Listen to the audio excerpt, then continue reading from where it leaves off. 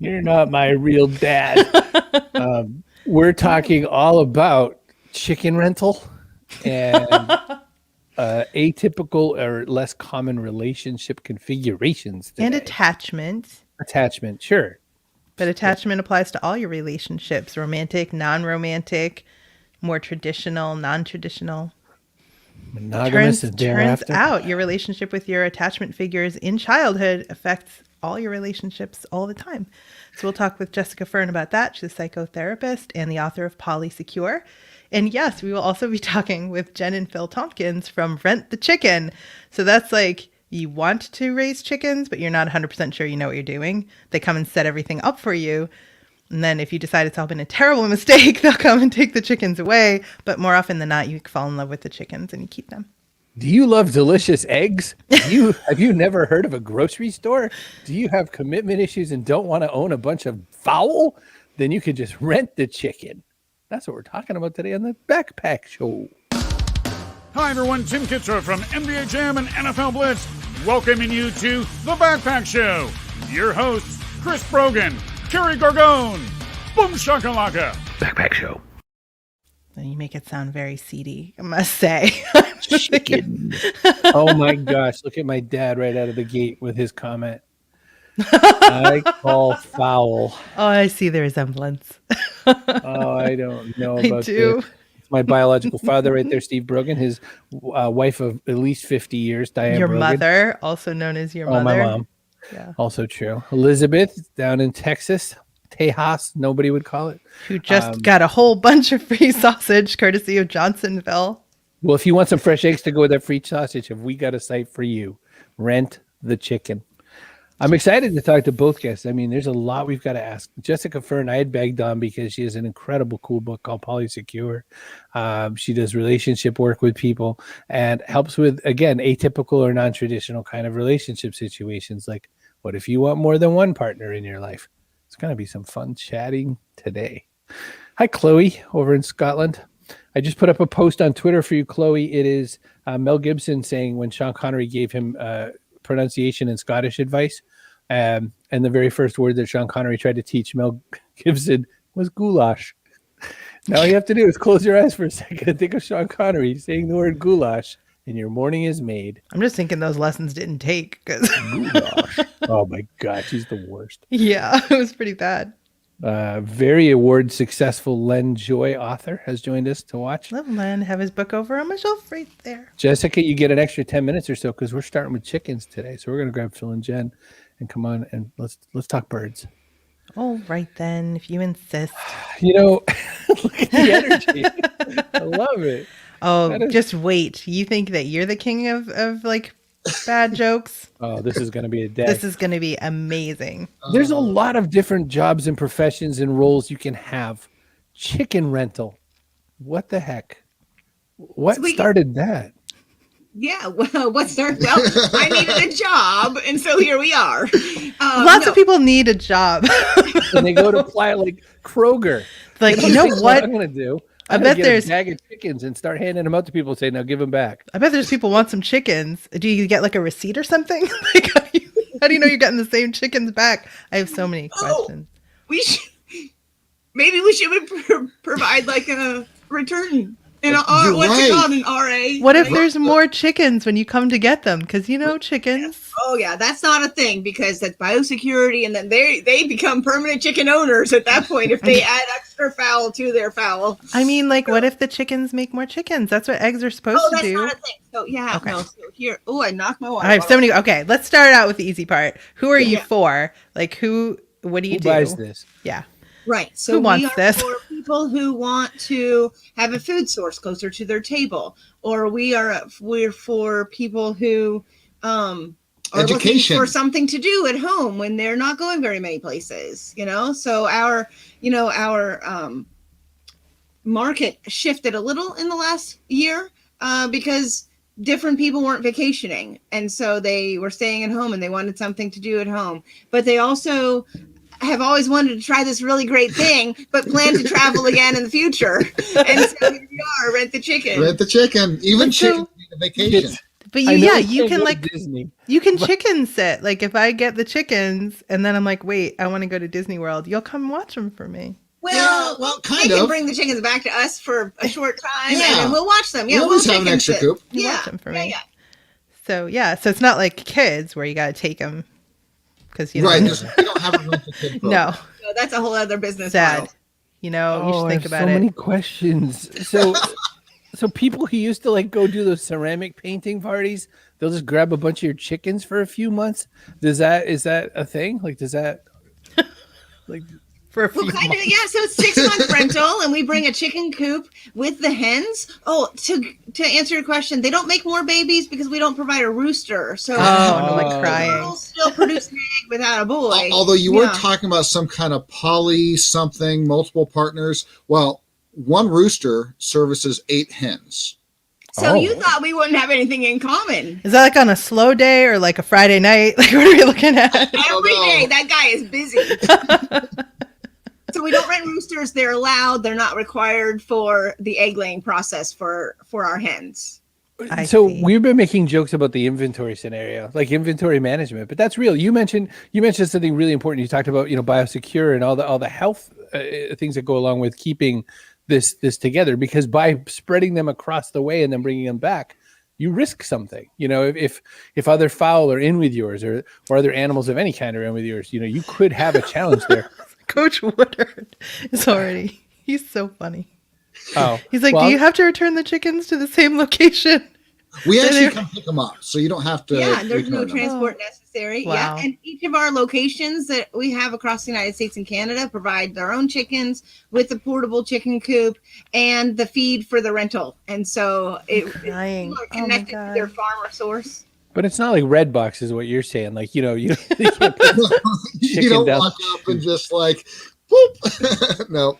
Although we so do have a hatching program where you can hatch chickens at your house. So we Oh we my bring an God. incubator, Fun. and then we've got 7 eggs, and it takes 21 days for them to hatch. We also provide a candling light that you shine up to the egg. It's almost like an ultrasound. And you can see the baby chicks moving and growing and developing. And then 21 days later, they hatch. You keep them for 2 weeks.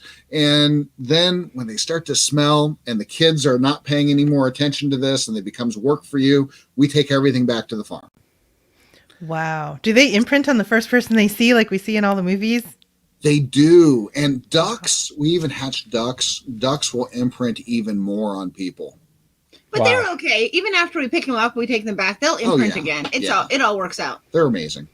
Do people ask for specific breeds of chickens to rent, or do you do a basic barnyard chicken? Leslie, I don't know what a basic barnyard chicken is. We have a That's the one variety that of wears breeds, Uggs and some- drinks pumpkin spice lattes. We have a variety of breeds, and sometimes they are barnyard mix, and we call those specialty chickens.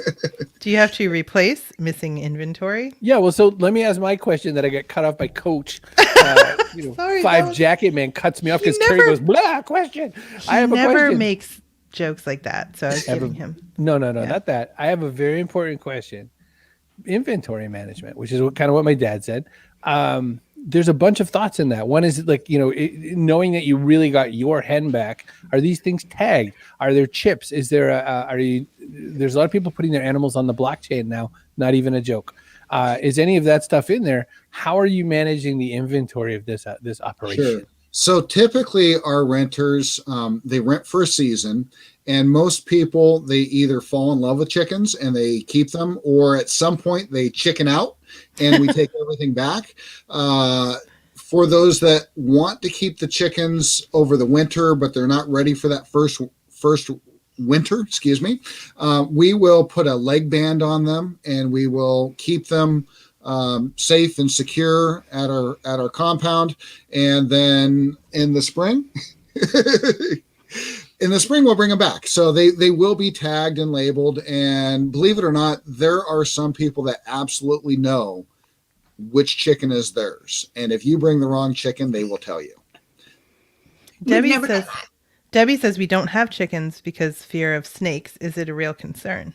Well, it's not a real concern. The chickens will eat the snakes. I mean, depending on the size of the snake, and snakes do like to eat the eggs, but because of how our coops are set up, they're portable. You move the coop once a day. Not that the snakes can't find, but they're not an attraction. If you see snakes when you have chickens, the snakes were there before you had the chickens. Debbie's in Texas, which is rattler country, so it might be slightly meaner snakes than Maybe others. so. Well, Yeah. we do have somebody that delivers in Central Texas, delivers to Dallas, Fort Worth, down to Austin In Houston, and Houston. We Yeah. have yet to lose a chicken down there to a snake. Wow. Wait a I second. mean, every day's a new Jen. day. But Wait You a second. didn't know that there were multiple places from which you could Did rent the not. chicken? You are franchising the chicken situation? Yes, we're in about 30 states and 3 Canadian provinces. We can deliver from Tucson, Arizona to Atlanta, Georgia, up to British Columbia, Alberta, Ontario, all over the place. We And do it's have like- Canadians watching right now who maybe would like some chickens. Ooh. Carol we're Allaloo. sold out in Ontario, but we do have availability in other regions still. Okay, so way more questions. So, are you like a legit franchise? Meaning, have you gone through the whole process? You license, you sell a franchise license, or do you just kind of show people how to do this and they're part of your Sure. network? So we're an affiliate program, and our farmers subscribe to our services. So what we do is we answer all the inbound phone calls for sales and support. Unless we're live, then we don't. Yeah, They go right to now voicemail. they're going to voicemail right now. But that's, They have an urgent chicken question. Pick up the phone, Phil. they can text us. We get texts like in the middle of the night about somebody's chickens or they're hatching or something like that, and they legit have a chicken emergency, and we help them out. I had no idea there were so many terrible things that could happen to a chicken, but not there a lot. are. People are just concerned. They're just not sure. Especially and so- during the hatching program, Oh, you yeah. know, they always like, hey, my chick is starting to come out. There's something. Should I do anything? And basically, we just say, hey, wait it out. It'll be fine. Honestly, there wouldn't be chickens right now if it was that hard. Like there wouldn't be chickens. So, like Chris was asking, how formal is the arrangement that you have with these other chicken providers around the country? Sure. We have an agreement with each of these farmers, and there's some standards that they follow. And if anybody's listening and they want to join our program, you can go to rentthechicken.com on the right-hand side. Look for the affiliate link because we're still looking for farmers. We don't have anybody in California right now. We'd love to have somebody in California. There's a whole lot of people thinking about switching jobs after the pandemic, too. We read study about marketers in particular that were interested in switching jobs or quitting jobs. And I'm like, hey, get some chicken. Chicken renter is a thing. Chicken renter is you can be a chicken tender. A chicken tender. Oh, I told you. it's right there. You can see it. And it He saw it. He plucked it and he served it to you. Yes, he did. He's always cracking us up. Elizabeth had a question. It's sort of like a Jurassic Park style question. Can the chickens turn into roosters if there's no rooster? Oh, well, let's talk about that. So, like, we're humans, and Phil's a man, and I'm a woman. And then there's chickens, and when they're hatched, they're boys and girls. So, a chicken, yes, can They- become a rooster, They don't. but they can become a hen because chicken is a chicken. It's both genders. So, I guess chicken is gender neutral, and hen is a girl chicken, and rooster is a boy chicken. But they don't switch once they find their identity. They're secure in their identity. There are some animals on this planet that the temperature of the egg can determine the sex when they're born. I think frogs are like that. But chickens, the sex of a chicken is determined at fertilization. So the temperature, that's interesting. Wait, I just saw a cat. One sec.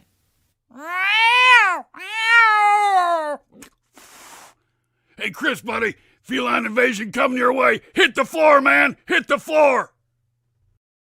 So with this new Sweet. camera, this secret arrangement has finally been made available for people to see. But Goofus here comes up and says, "You could scratch my chin if you'd like," during the show sometimes, and this keeps her from putting her butthole right in the screen. I can't believe there's not been a cat walk right here. my honestly. kitty's I don't sleeping know where right she now. is. Oh, They could so talk to each other. That'd be the whole show. I would sit for that. Just watch it. Coach Woodard asked the question if these are fryers or layers. Obviously, it's renting the Layers. chickens. Hey, you Maybe only layers. get one dinner from a chicken, but you can have breakfast every morning. Right. Do you have chickens available in Maine? We have a location that's in southern New Hampshire that can deliver to Maine, depending on which part of Maine. Southern Maine, not even real Maine. He lives in fake Maine. It's He different. lives practically in New Brunswick. Well, the other way. He lives The other he way lives, down, almost in practically. New Hampshire. Oh, then that's fine. Yeah, we can do that. Mhm. You bet. Yeah. All right, Rob, this is it. All right, Rob. Are you going to chicken Rob, out? Chip says, I'm too chicken to change jobs. And Phil, as you noted, his last name is Hatch. Yes. Yeah, he's ready. He's ready. Debbie says, we have 5 roosters that were dropped off. So sad someone did this to these roosters. Any advice? Yeah, get some hens. You need like 40 hens. 40 hens. You'll be set.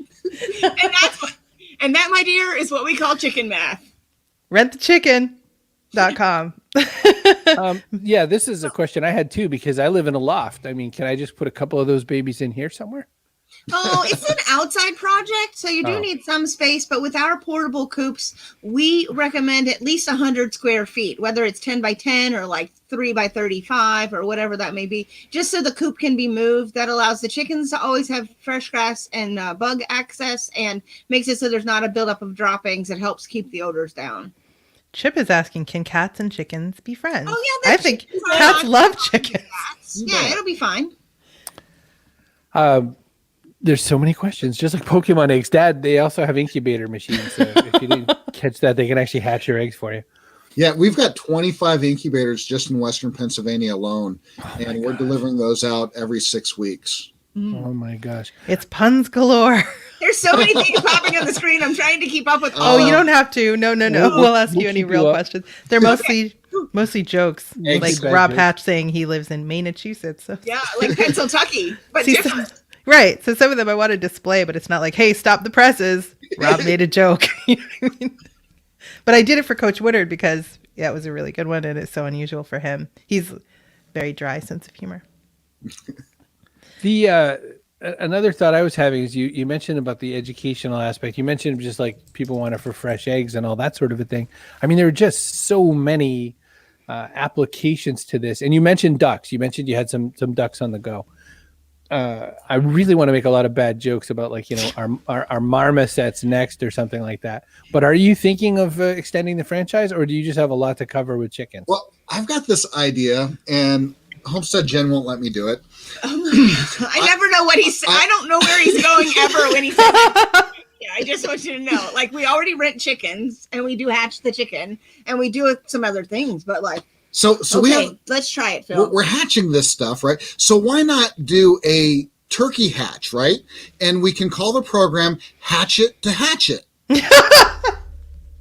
Oh my gosh. Rob. I think it's a bad business model. This is for sadists.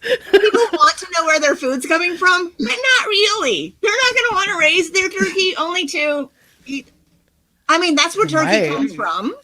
And people are okay to like go to the turkey farm and pick up their processed turkeys, but not everybody's quite there. They're not quite there with their Okay. food. Maybe- Don't judge my hobbies, Jen. All right? I don't judge yours. Hatch it might be coming to a town near you. Chip says, be sure to know your local zoning rules before having chickens. In my town, you need at least 1 acre, and roosters are not allowed. Well, that just seems mean. Legalize backyard Well, hens. you know, chickens are allowed in New York City. You can have chickens in Manhattan if you have space. Wow. Yeah. Seems like a Pittsburgh, Muppet Show plot. yeah. It really does. Everyone's scrambling around for puns. Your dad is so funny. Sharpens hatchet. You know what? If I want to return him, Jen, can I? If I have the right tag, can I return him to the chicken Rent farm? the dad. Yeah. I don't My know. dad. If it comes from your dad, maybe you should just keep him. Oh, all right. You know what? He is the perfect dad for you. Like, I see where you came from. All right. Listen, we have Exactly. to transition. We keep talking to you the whole show for Don't sure. go away, but- though. Stay Don't there. go away. Well, I'll be checking my chicken tender app. I'm pushing this button on you. Boop. All right, you're I backstage. can't. Oh my I have to read a God. couple ad reads, and then we're gonna grab Jessica Fern. This thing There's is so gonna many take chicken questions. Like, such we're a going to right have to turn. come back to the chicken questions. Bob Collins says, keep him penned up. Oh my gosh. Oh my gosh. Well, they're gonna love this. We're sponsored by StreamYard. Look at my duck. cbrogan.me/StreamYard. That's a mallard right in front of my house. cbrogan.me/StreamYard. You can make Oh your my own God. show. You just have to rent your own chickens. cbrogan.me. They do interviews on their Facebook. You should go I- check out Rent the Chicken on Facebook. They do interviews with people who have the chickens right now. And Well, if you thought that was great, you can even get peas. If you are a podcaster, you can host your podcast on Castos. Castos.com is a great place for podcasting. So make yourself heard there. It's a great podcast. finally get it. Thank you for explaining. All this time. Why peas? So if you want a .online domain, like who wouldn't want, Yeah. Choke the Chicken, which is another, it's like S&M for birds. cbrogan.me/online. You can get your own online domain for $1 for the first year. awful. $1. Or as a chicken would say, just $1. So Phil said he had to check his chicken tender app, and Bob says it's better than the chicken Tinder app. Yeah, but at least you can swipe right 8 times on Chicken Tinder. 8. I think 64. Rooster, you know what the odds are on one that? rooster to chicken. Pretty So 8 slim. chickens. I get it. I'm up on it. You could have a couple of Seramas to live in your apartment, like the world's smallest chicken, says Leslie. World's smallest chicken. I You like know why that. chicken coops have 2 doors? Otherwise, they'd be chicken sedans. I need Jessica Oh my Fern God. now. I need Jessica Fern. This has to end. We did not mean to do this to you. We did not know It's we'd have so much awesome. fun with chicken Oh my shenanigans. God. I want to know if Phil and Jen can send chickens to Costa Rica. We'll find out. Costa And Rica. I They're just- going to actually, start the. Tell us in the private chat. Right. We'll send them. Oh, man. All right, Jessica. We have you here for a whole other reason. No birds Right. required. No birds required. You wrote a book that caught my attention. I thought it was really interesting. It's a relationship book. So really, people, we're switching to. Oh my gosh! Switching gears. Couldn't be more of a 90-degree segue. Oh, is that so? That is That's very so- interesting. I wonder if maybe it's unrelated to what we've been doing. And this question comes from inside the big yard at Folsom County Prison. Yeah, that happens sometimes. I'm bringing it up on screen. That's why I'm stalling here. So you wrote a book called Polysecure, which is about attachment, trauma, and consensual non-monogamy. That's right. You're a relationship expert. One of the things that you started running into, I think is the way I understood it anyway, was that not only were you getting a lot of questions about your standard right down the middle, 2 people relationship, but also people who are approaching you with some different configurations. I need more than one partner to feel happy, or I feel like I love this person, but I love this person. What do I do about that kind of bananas? I have to imagine there's a real difference between you dealing with this in private practice. The door's closed. No one's going to talk about it. That's right. All the way out to putting a book about it, because now you're a freak, right? You know what I mean? Like the energy that goes with putting that book out is huge. How many conversations did it take for you to say, I'm going to make this really part of my identity as far as what I cover? And then I read your story inside the book, so I know how it like impacted you personally. Yeah. But I just mean like we have a lot of business owners here who say, I'm worried people are going to know that I have ADD. This is a little different than that, but talk about that for a second. Yeah. I mean, it wasn't too many conversations. I think there was a point I realized I have to be public about this. There's so many people that need this to be out there more, people that are struggling, that want people who are out there talking about it. And here I am, I can do it, and I didn't have some of the consequences that other people would have. I'm not going to lose my job. I'm not going to lose my family from it. So in that way, I think I was in a very privileged position to say I can step forward and talk about this openly. So talk to people about what this is. What is it? Yeah, this is people exploring non-monogamy, consensual non-monogamy, where they're having romantic or sexual relationships with more than one person. And it's not cheating, right? Everyone knows and everyone's consenting to it. So in this scenario, again, the most important point of this is consensual non-monogamy. This Exactly. is not my significant other has cheated on me. This is, Exactly. hey, I kind of think I want to be with some other people, but I really still want to be with you. It's an amazingly challenging conversation to have with any human being.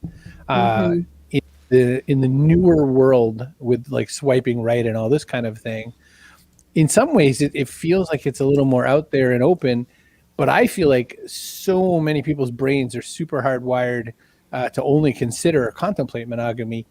How do those first conversations happen for a lot of people when they decide this is the deal? Yeah, I mean, a lot of people, they just feel like it's who they are. They actually feel like this is their orientation. They're trying monogamy. They don't feel like they're good at it, or it doesn't feel like it's right for them.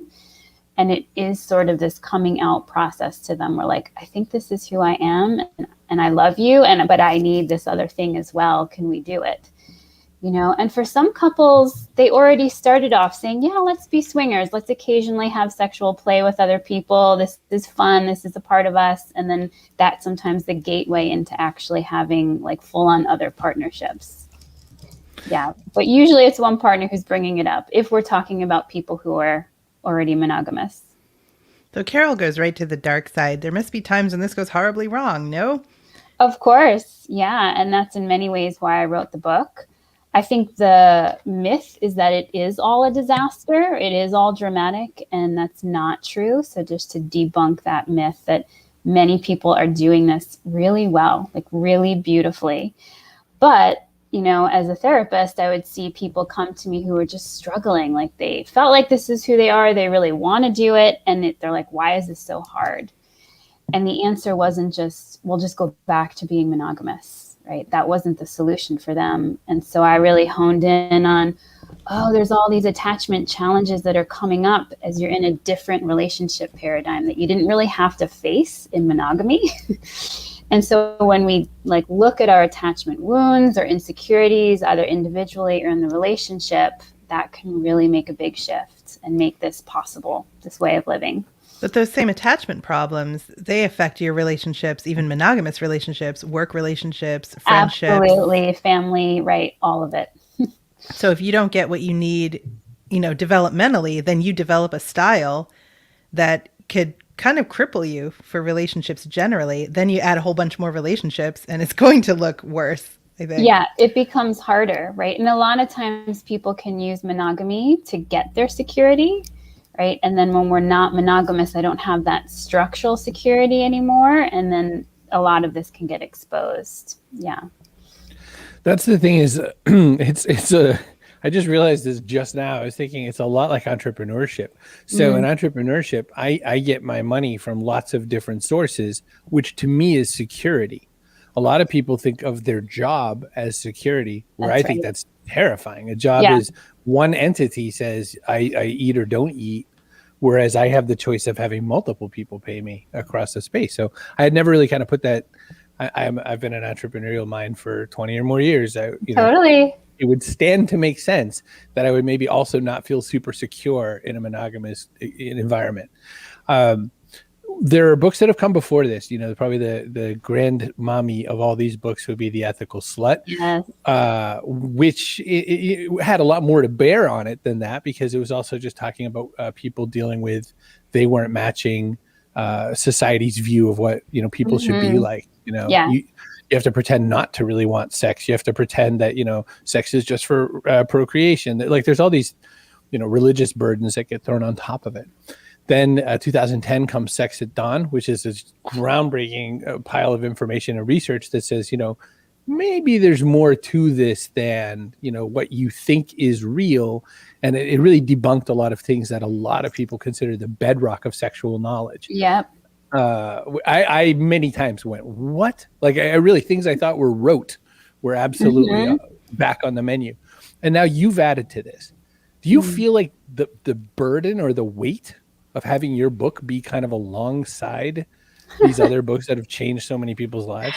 I don't feel the burden of it. It doesn't feel that way. I mean, if anything, it's been really wonderful and powerful. You know, just, I didn't predict what would come afterwards. I didn't put a lot of thought into that. And it's been a surprise to just see how many emails I'm getting every day that say, thank you for this. You've given, you know, language to what I've been going through, or you gave us a way to practically heal this together and do this. So that's been, it hasn't been a burden, other than I need an assistant to help me with emails, but Elizabeth had a question about how you stay emotionally detached. Oxytocin's usually binding to sexual partners. Well, first of all, I don't think that's necessarily, you're not trying necessarily to stay emotionally detached. And you're not necessarily having sex with everybody either. Exactly. So so non-monogamy is an umbrella term, and there's many different ways to do it. Same thing with entrepreneurship, right? What does that look like? Many different ways.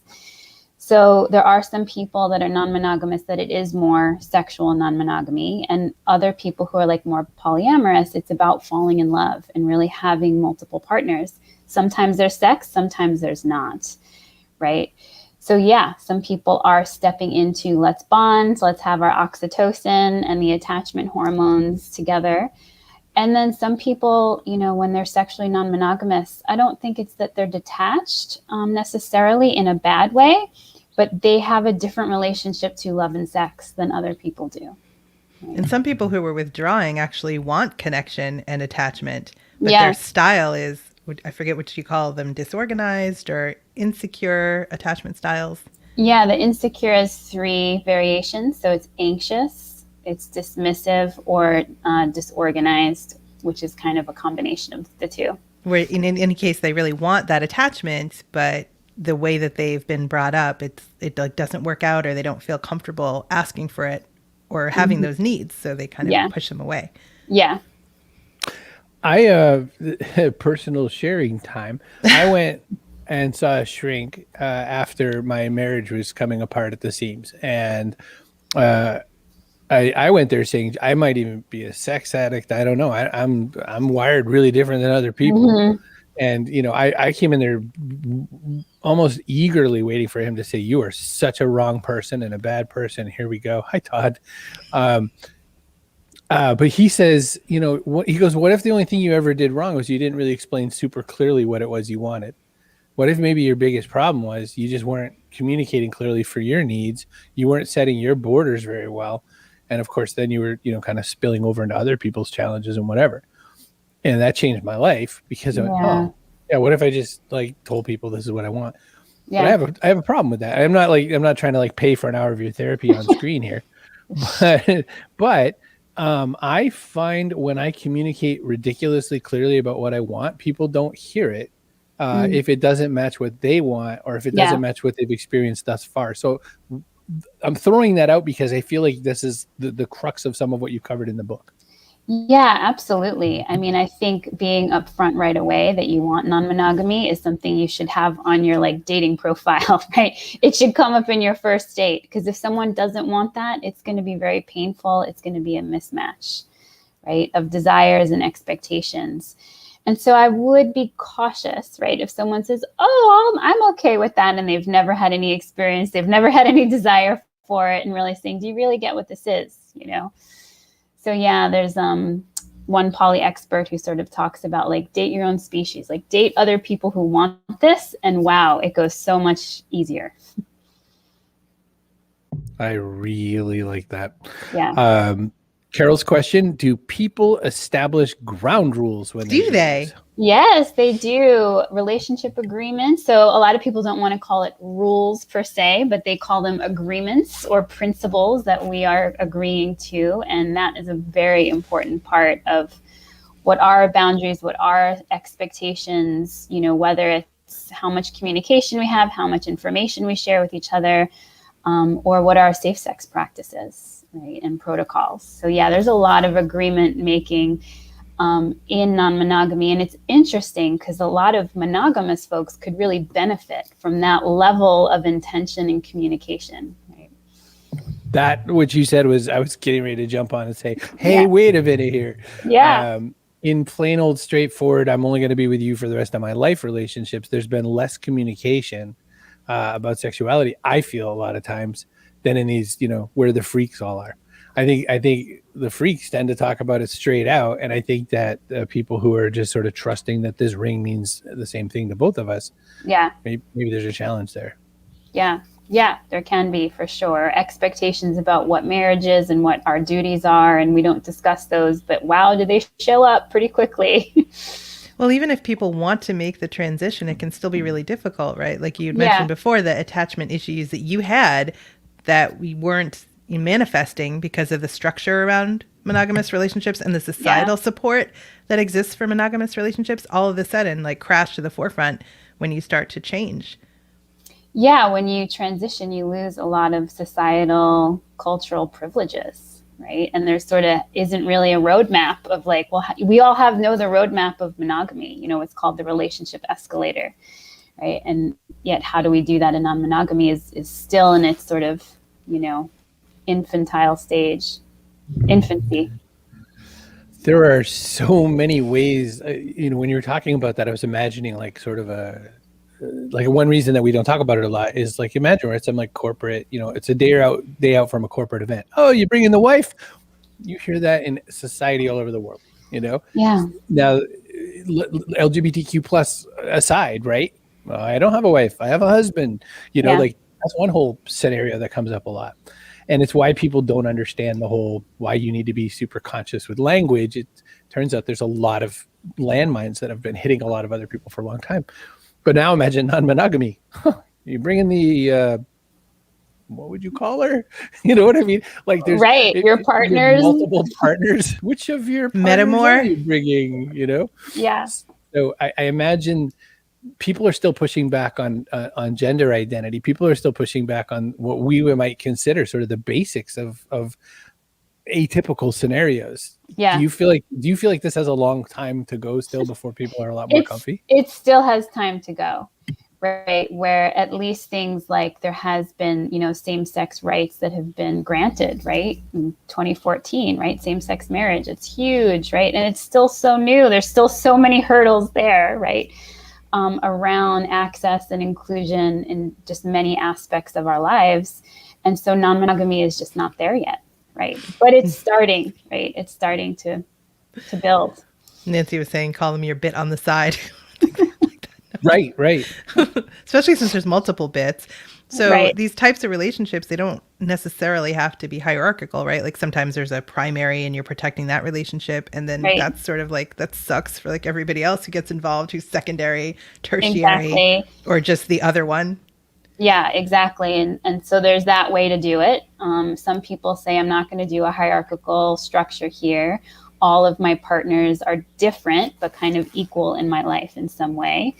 Right. And some people, you know, they identify as solo polyamory, where they're not doing the pure couple thing with people and they have their partners. They're not necessarily living with them or entwining their finances with them. So there's many different ways to do it. Yeah. And it's not always a married couple with people on the side. It was very rewarding in the book when I read that part about solo polyamory. I never heard that term. And it's funny because I didn't want to identify myself as single because single still has this weird connotation that I'm trying to make myself not single. And I'm not. You're single until you're married and the point is marriage, right? Right. And so I've been saying I'm not single, I'm solo. And so to find it in your book, I was like, yes, got one right. Yeah. But it is right after my last significant relationship broke up, I briefly put myself on those dating apps to see how much I hate myself. And it was really quick. You're like, oh, really hate myself. Okay, stop using these again. But it was amazing how all of the people sort of in my age category, at least, were like, I'm not looking to go out for a coffee date with you. I want the one. And I was like, well, that's pretty intense. Like I'm out of a 10-year relationship. I'm going to go find a new wife. First time out at the Starbucks. Right. Can we just rent some chickens first? 8. Can we try those out for 6 months, right? See how we do? You play by chicken rules. One rooster, 8 hens. Yeah, I was thinking, is 8 enough? I mean, that's what they said in that old show. But no, I mean, I don't even think I have a question. It's just sort of like, that's what I think people face. But then again, I think it comes back to your point about communication. It's amazing how people don't even have the framing in their head to kind of imagine any of these sorts of things. They can't begin to have the conversation. Yeah, and I think what you're touching on is a lot of people have sort of been questioning, challenging, even criticizing this romantic ideal that is, there's the one, and I'm the only one for you, you're the only one for me, and everything's perfect, right? And we need everything that we need with each other. And a lot of people are like, I think that's a setup. Like, I don't think this is possible. right? And so non-monogamous folks are sort of saying, yeah, I don't think it's possible to get all of my needs from one person, and why do I have to? Banks and governments advertise for this a lot, but there's a lot of other institutions where it doesn't matter or it doesn't benefit them, so they don't have to. Yeah.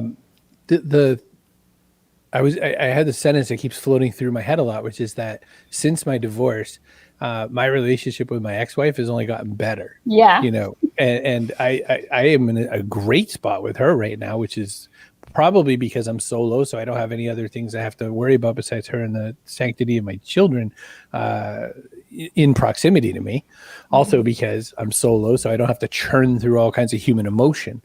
I guess I wanted to talk for a second or have you comment for a second before we grab Phil and Jen about the emotional expenditure of having multiple partners, because on the one hand, it sure sounds cool. You can have sex with a lot of people. Yeah. But boy, there's a lot of other stuff that comes with that. Totally. And some of it is that you get more support, you get more help with the kids, more help with practical life stuff, right? More adventures to go on. So there's a lot of gain that happens. And then, yeah, you go through a day and you're like, this partner is sick and that partner's mad at me. And like, I'm overwhelmed, right? And so, yeah, it can be a lot of emotional time and energy. And I really coach people to say, do you have the time and resources, internal resources to do this? You know, because, yeah, if you're wanting a certain quality of relationship with people, right? It's one thing if you're doing things more casually, maybe that's not as taxing for you. But if you're having like partners where you're really engaged with, really assess whether you have the availability for it. It's amazing how many people think that someone who is trying to identify as sexually non-monogamous, they just haven't found their own Excalibur yet. Yeah. Yeah. That's one of the myths too, is you haven't found the one. And once you find the one, then you'll be monogamous. And that's just really not true. And I know people who they're like, I have found my perfect match and I still want difference and diversity and more partners. Yeah. I sure love steak, but lobster is also delicious. Yeah, there you go. Or Skittles, you know. Skittles, right? A good Sour Patch Kids binge. All right, I'm grabbing our Phil and Jen back. Jessica, thank you for all this conversation. All right, thank you. Well, we know roosters aren't monogamous. You're back with They us. have at Welcome least back. eight. Yes, partners. at least 8 partners. We only rent out 2 or 4 hens at a time, just for the record. So I don't want people to think that they are required to get 8 because of the rooster hen ratio. Got it. Oh, right. So you've got to have the number of relationships you can manage. That makes sense. They can't all be right. Right. They can't all be heavily invested in that. So, Jessica, what were you thinking when we went through this all, especially the fact that we begged you out of this show and you don't know us from anybody? Were you like, I know. What the heck have we done here? Right. No, I loved it. I loved it. she's not going to tell you she hated it. She'll wait until after and tell everybody else. She'll tell all her metamors that Yelp she hated reviews. it. Yeah, she hated it. But there's also different roles people play in your life, right? So the same way that at work you have like the friend you depend on when you have a project to do, and then you have the person that you call when you just need to vent, and then somebody else who can lighten things up. That's the same, I think, in all our interpersonal relationships. We have like the friend we call for different things. So it makes sense to me. What you're saying. In a lot of almost every other area of life, we allow multiplicity, right? We don't think that when we have our first child, oh, I wanted the second one because the first one wasn't enough, right? That's not why we have the second one, right? Or same thing with multiple friends or our coworker partner relationships. So, yeah. Well, in the old days, it was so they could add more farm hands to the farm. So they could help with the chickens. Right. I've definitely thought if I had my second one first, it might have been my only one. Yeah. There's a lot of work involved sometimes. But so when you're doing this raise the chickens thing, I'm thinking about it from a parent perspective. Like it could be great for kind of homeschooling to teach the kids animal husbandry and stuff, but you have a job also. So like how committed to these chickens do I have to be? How intense is the commitment? Is it monogamy, would you say? Yeah. Do you need to just raise chickens or can I do other things? Like, we make it so easy, right? So this coop that we provide is a portable coop. It just needs moved, like a wheelbarrow, right? The chickens need an allotment of food for the day. They need water for the day. And then later in the day, they collect their egg. The eggs are collected, right? So minutes. It really is minutes. Just a few minutes. As a minimum. People find that they enjoy it so much. They want to let the chickens out of the coop. And that question was asked earlier. If someone lets the chickens out, we want them to be out there with them to keep them extra safe. Like a hawk really wants chicken for lunch. Yes. So if a human is out there, it will help deter the hawk. And if the renter always put the chickens back in the coop when it's time for them to go inside, then they will never forget to lock the coop up at night, which is when the rest of the predators come out to have chicken for dinner, right? And so it's minimal. And chickens are great. They are natural tick control. A single chicken can eat up to 80 ticks in an hour. That's so nasty. I want to know the first chicken that was like, hey, this looks good. I'm going to try this. Joel Saladin covers that in a lot of his talks and whatnot. Joel Saladin is a big advocate for using chickens as pest control. And thereby a rent a chicken scenario ready to go for organic farmers and whatnot who don't want to spray. And we've spoken with Joel. He loves us. Usually when you're at an event, everybody flocks around Joel. And we went to a Mother Earth News event, and we were sitting at a table, and he walked out of the flock of people, came up to our table, and how did he say He was that? like, hey, how y'all doing to rent the chicken? And we're like, oh, Joel. We were just kind of minding our business. We didn't know why there was a whole group of people across the way until he came out of the flock, right? And so so he really does love Rent the Chicken, and we really enjoy what he's doing out there. And so he talks about us, and there's talk sometimes. Yeah, it's great. That's important. Listen, we have two mechanical things we have to do for the rest of the show. Here's one of them. Oh, and here's our person of the day. Kaboom! I feel like I'm encouraging this, but Chip Griffin, better to be punny than puny, which goes with the Jessica conversation. You don't want to be puny. Okay, sorry. I just did that. But okay. I know you did. You did. And actually, you deserve a yellow card for that. I do not. So you don't even. Yellow card, Brogan. Yeah, I'm about to cut your mic off. Yep. You see how that goes. Don't expect me to feel bad for you because I don't. Sometimes I can win, lassies. All right. We have.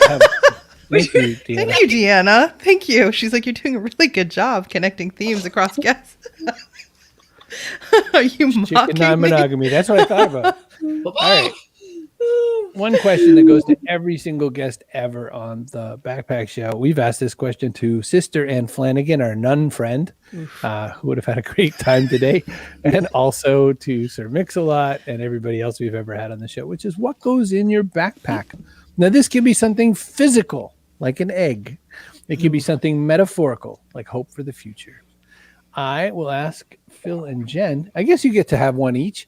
What either physical or metaphorical thing do you want to add to the backpack? But Carrie, can you give them an example? What's a good physical thing to throw in a backpack? Extra set of teeth. An extra set of teeth. You never know. Or a metaphorical thing to add to a backpack? Kindness. This show runs on kindness. Jen and Phil from rentthechicken.com. Tell us a little bit about what should go in your backpack. Phil, you go first. No ladies first around here. I think I want to put some humor in my backpack because, if you can make people laugh and happy and all of that, that's just makes the world a better place. And really chickens are rubber chickens. Think about it. Yeah. Even regular chickens have a whole pile of personality. They are so funny. They're busy. They're taking care of work and they're making things happen. And we call it chicken TV. Nancy's not laughing at you. She's laughing at me because I say kindness every time.